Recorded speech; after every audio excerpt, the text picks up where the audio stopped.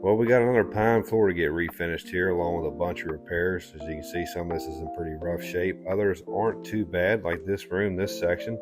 But then we got a yellow pine threshold there at that doorway for whatever reason. Somebody kind of repaired a section in that larger room that's not too great. But before we can even start sanding, we got to go through here and get all the existing staples and nails out of the floor that was already supposed to be taken care of before we got here. But when I hit things like that and it's not taken care of, we do charge additional for that. It's in every contract. When I come to start a job, I expect it to be ready. That is the agreement. It's signed in writing. But sometimes things happen, and I get it's not a big deal. We're just going to charge extra for it. It's just part of it. It takes longer to do.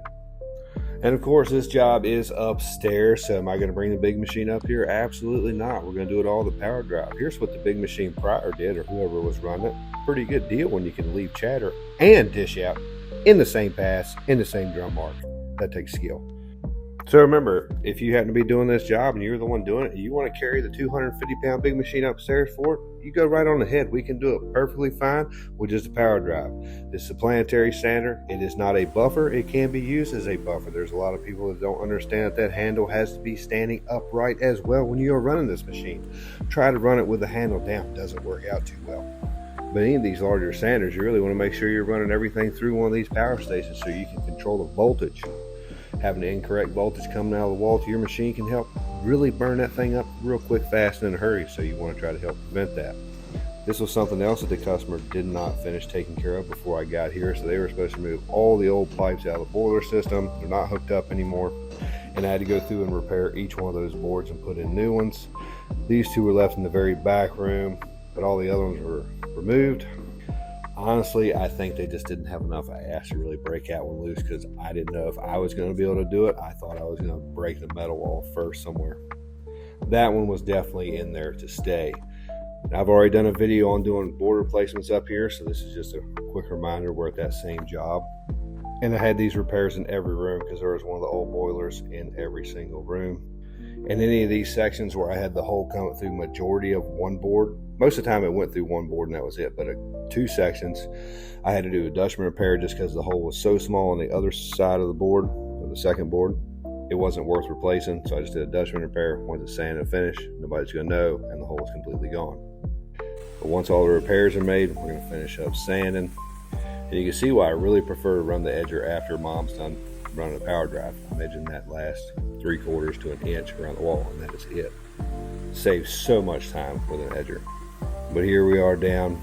Not going to bore you too much with the whole sanding process on this one, but this is the last pass. We'll get everything cleaned up. I'll do a video for downstairs next. And the first coat going down, we're doing low but easy prime, so it's a sealer. After that, we will do our next coat, low but easy finish, and a satin sheen.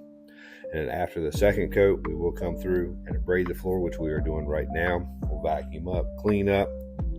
Then we're going to put our final coat down. I'm not doing any trim on this job. Homeowners are doing that.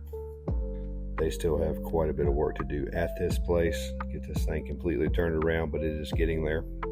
Once we get the last coat on the floor, that is it. We are done. I come back last day, just check, make sure everything is fine, get my walkthrough, pictures, before and afters, all that. Pretty good looking pine floor, be over 100 years old. Not to include that the wood actually would have been growing another 200 years probably before that, before it was ever harvested and milled into flooring. Again, it is not perfect. There are some stains and everything else up here that's not going to come out, some knife marks. But that's definitely the character of the floor. But overall, turned out pretty good, I feel. As you can see the difference between yellow pine, heart pine. Yes, there is a difference. Most don't know it. There's a different level of heart in these heart pine floors. So just knowing the difference is probably the hardest part. And all the repairs I made were with actually heart pine boards. That's why most of them blend in really well. Yellow pine would have stood out absolutely god-awful. There's a walkthrough before and afters.